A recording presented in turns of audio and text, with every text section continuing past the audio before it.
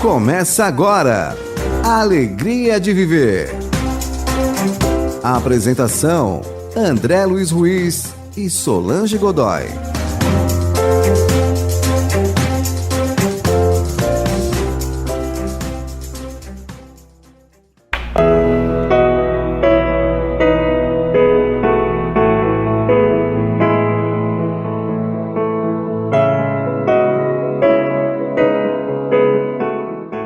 Olá pessoal, estamos iniciando mais um programa Alegria de Viver, como sempre com muita disposição, porque é um programa novo, trazendo novidades, trazendo assuntos interessantes, que nós sempre nos questionamos, nos perguntamos, puxa, o que será isso, o que será aquilo, como as coisas ocorrem no plano espiritual. E eu tenho certeza que você está curioso para saber o que mais Dona Maria João de Deus andou encontrando no plano espiritual, situações que ela vivenciou.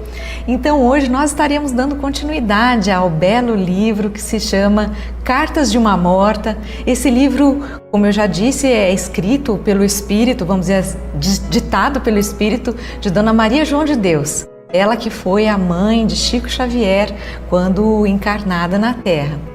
Então, hoje estaremos dando continuidade ao capítulo e iniciaremos no capítulo 39. Mas antes disso, eu, Solange Godoy, junto com André Luiz Ruiz, que está aqui conosco. Olá, Solange. André? Olá, queridas irmãs, queridos amigos. Esta é uma alegria muito grande retomarmos a trajetória deste livro com esse enfoque bastante novo para a ocasião, né? Porque é o segundo livro que Chico Xavier recebeu e publicou, e para aquele ensaio, vamos dizer assim, de um relato do que acontecia no mundo espiritual, este é uma experiência bastante interessante.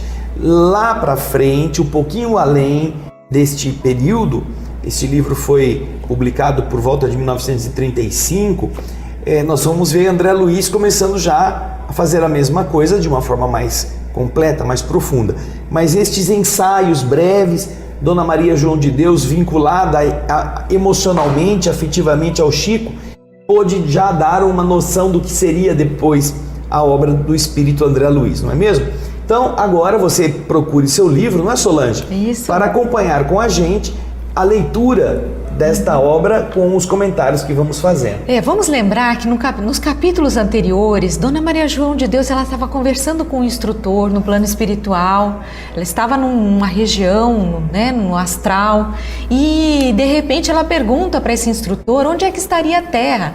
E o instrutor aponta para ela uma direção no cosmos, e ela então foca naquela direção e ela observa que ali ela vê o planeta Terra, e em volta da Terra um turbilhão de massa acinzentada, como se houvesse um furacão em volta da Terra. E vem a ela, Solange. Isso. É um furacão que, como se ela estivesse indo num zoom poderosíssimo, ela vê a Terra envolta naquele turbilhão de massa cinzenta escura, e então ela vê aquela grandiosidade até que ela consegue chegar aonde estavam os parentes que ela deixou no mundo, lembra? Isso, exatamente. E ela então vê aquele sofrimento, aquela luta material, as dificuldades, ela fica agoniada com esse estado.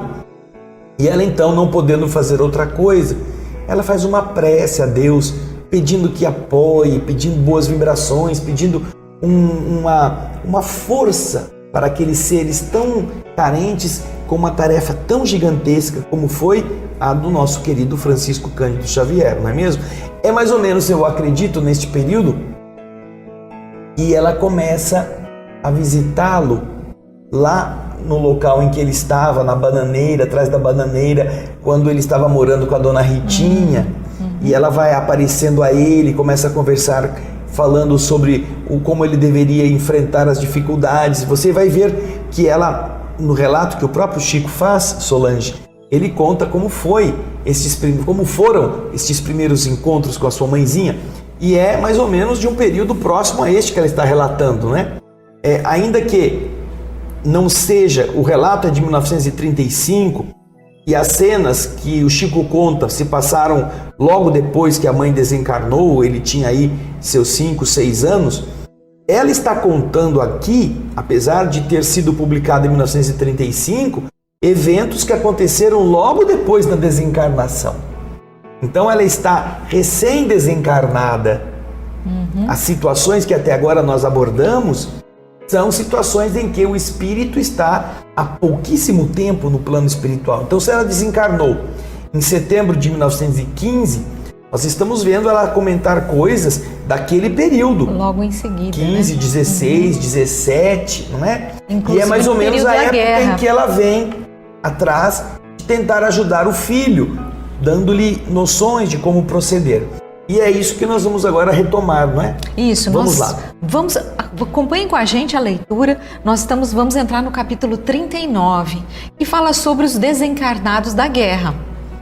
A grande dificuldade dos desencarnados para se fazerem compreendidos no tocante às modalidades da nova existência, com todos os seus pormenores, reside justamente na ausência de termos comparativos. Falta-lhes, em se manifestando nesse sentido, a lei analógica, a fim de que se possa assimilar devidamente o que digam. Para darmos a ideia do que seja a nossa vida e os detalhes da nossa habitação, muitas vezes é preciso que recorramos às imagens que a terra nos oferece, a tudo quanto o homem, em sua situação temporária, tem guardado na retina. Então ela está começando a comentar que os espíritos têm uma dificuldade grande, muitas vezes, não de se fazerem sentir, não de fazerem com que suas vibrações possam ser captadas pelos terminais emocionais dos encarnados. Porém, quando eles têm que descrever como é o mundo para aquilo que eles conhecem, falta-lhes termos comparativos. Há uma diferença tão gritante que eles têm dificuldade de explicar o que é aquilo que está acontecendo e não há nenhuma referência similar na retina do olhar humano que possa servir para dar uma ideia. Então é isso que ela está dizendo. Ela está tentando colocar nas palavras que, através do Chico, ela escreve ou ela dita, como que o mundo espiritual ela está enxergando. Porém, é meio diferente na coisa do lado de lá, não é? São outras leis, são outros tipos de matéria. Então, ela está falando que a nossa ideia, a nossa vida, os detalhes da nossa habitação, muitas vezes nós temos que recorrer a algumas imagens que a Terra nos oferece. Não é igualzinho ao que está na Terra, mas nós temos que comparar com alguma coisa. E comparar para que o homem possa ter uma noção pálida, comparando com aquelas imagens que ele tem já assimilada na sua mente. E esta é uma coisa que não é só Dona Maria João de Deus que fala. André Luiz fala, Emmanuel fala, muitos espíritos contam que... imagina como você explica um pôr do sol para um formigueiro. Como que você vai definir para ele o que é um pôr do sol? A cor. Se o formigueiro não está em contato com a realidade do que é o sol, do que são as cores, você tem que tentar fazer uma comparação. E ao fazê-lo que as coisas se empobrecem, porque você tem que falar na linguagem de quem vai entender, com as imagens que possam ajudar a pessoa a compreender sem que ela entenda a essência, não é mesmo? Fazendo comparações, analogias com aquilo que as pessoas conhecem. E muitas vezes elas não se encaixam perfeitamente. Exatamente. Ela começa com o título de Os Desencarnados da Guerra. Mas como você viu, ela não falou ainda nada dos desencarnados da guerra nesse capítulo, né? Ela vai falar no próximo. E por falar em guerra, vamos raciocinar. Se você vai lá no comecinho do livro, logo na explicação necessária ao leitor, que nós já trabalhamos, o nosso querido Chico faz uma explicação e conta que ela desencarnou, a mãe dele, no dia 29 de setembro de 1915. Ou seja, a Primeira Guerra Mundial havia começado em 1914. E como ela está relatando? todo esse processo da desencarnação, o que acontece com o seu espírito logo que ela chega do outro lado, nós estamos então na Primeira Guerra Mundial, Solange. Então agora, apesar do livro ter sido escrito em 1935, que é a data do prefácio que o Chico faz, ela está tratando de temáticas que aconteceram em 1914, 15, 16, 17 e 18, no caso da Primeira Guerra Mundial. Então agora, no capítulo 40, que você acompanha conosco, ela vai também dar uma pálida noção de como são essas coisas do lado de lá, nesse período de tempo que ela está vivendo como espírito. Bem, capítulo 40. Construções e ambientes de transição que lembram os da Terra. Nos planos adjacentes, ou seja, nos planos próximos ao mundo, contudo, a vida espiritual transcorre em ambiente semelhante ao da vida terrena. Suas construções, à base de uma substância para vocês desconhecida, têm mais ou menos as disposições que aí se observam. Todavia, nas menores coisas há um caráter de transição, obrigando o espírito a elevar suas aspirações e seus interesses para o alto. Nos locais em que me encontrava temporariamente, diz ela, muitos departamentos existiam que estavam se preparando às pressas.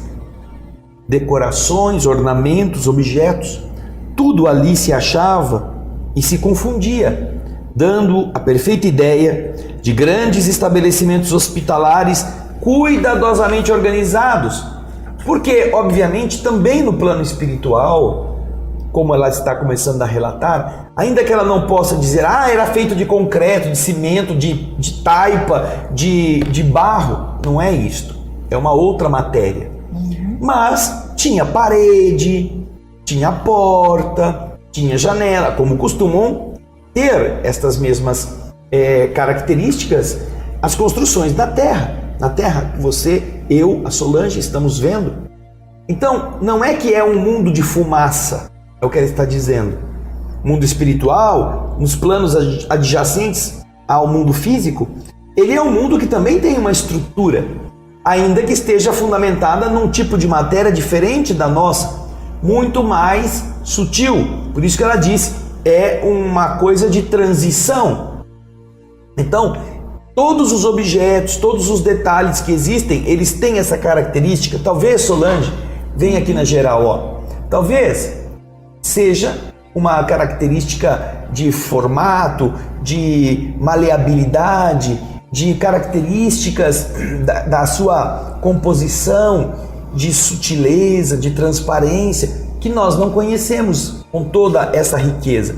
Mas ela está dizendo que existem objetos. E ali no lugar em que ela estava, Solange, estava havendo um alvoroço, porque eles estavam às pressas, adaptando, organizando, ampliando. Por quê? Porque ia chegar um contingente maior de desencarnados em função do sofrimento da guerra, não é mesmo? Segundo ela está dizendo que eram grandes estabelecimentos hospitalares, cuidadosamente organizados. Então, e é isso que ela vai continuar a falar agora no capítulo seguinte, o capítulo 41, cujo título é A Chegada no Além dos Desencarnados na Guerra. Agora sim. Isso, agora ela chegou nesse capítulo. Vamos lá então.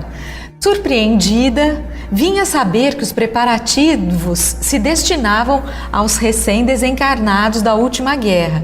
E não foi ainda sem surpresa que vi chegarem os primeiros ocupantes daqueles alvos leitos, daqueles leitos brancos que se perdiam nas vastas enfermarias, graciosas e confortáveis, não sabendo explicar por que razão havia necessidade daquele cenário mundano em demasia, onde nada faltava, nem mesmo os instrumentos de técnica operatória. De instante a instante, eis que chegava uma leva de macas, conduzidas por almas solícitas e devotadas. Se muitos hospitais de sangue são preparados na terra, nos infaustos dias das lutas fratricidas, mais ainda são as organizações congêneres nos planos da erraticidade, nos mundos invisíveis.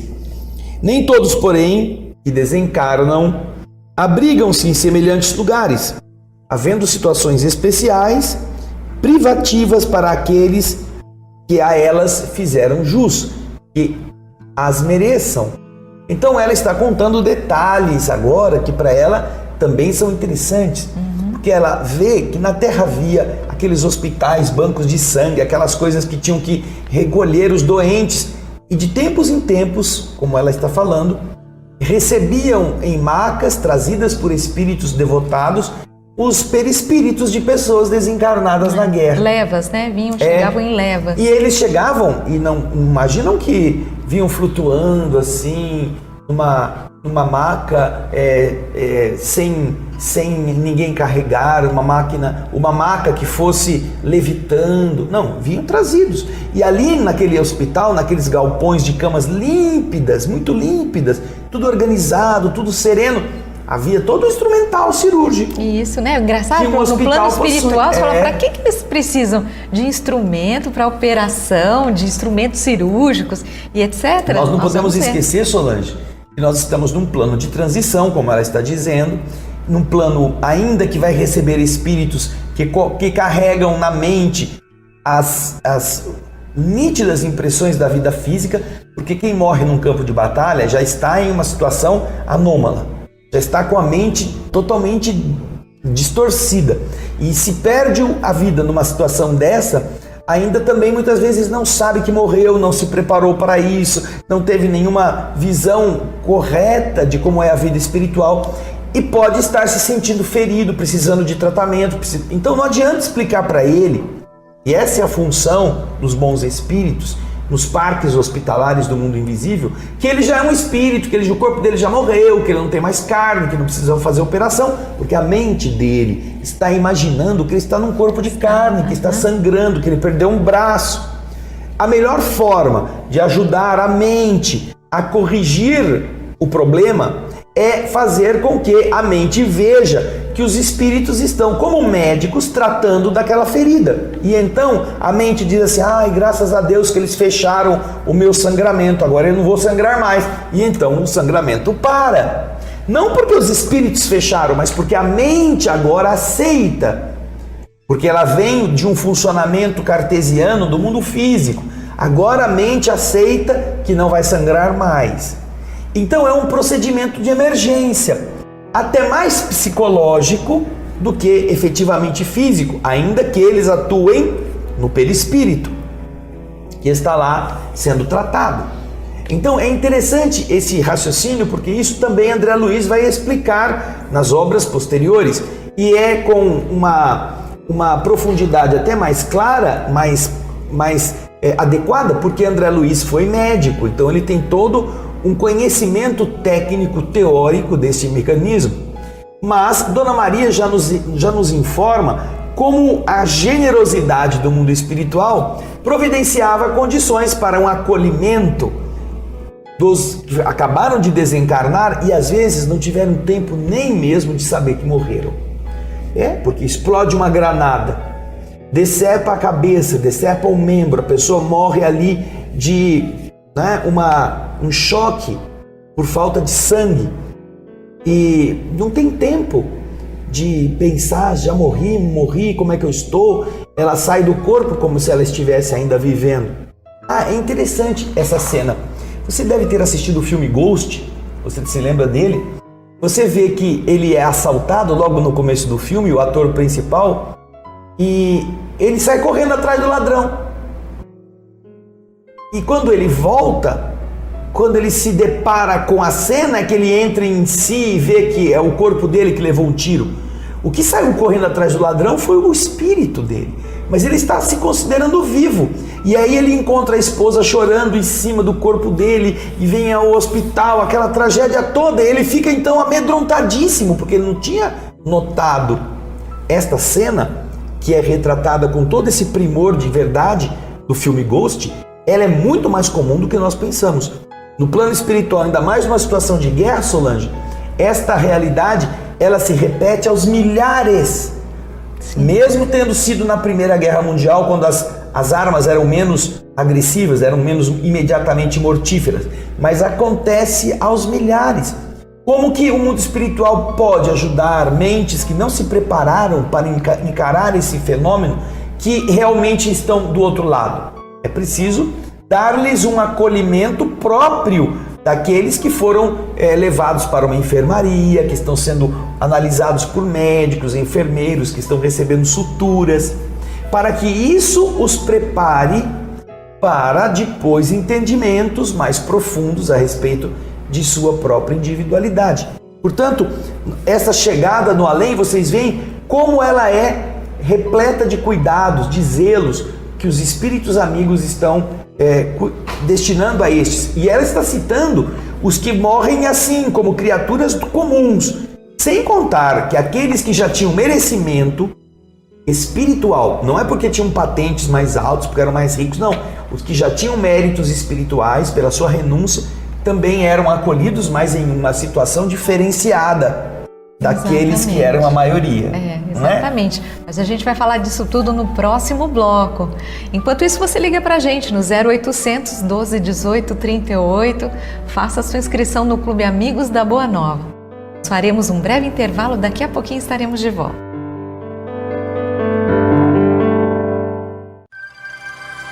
Estamos apresentando um programa Alegria de Viver.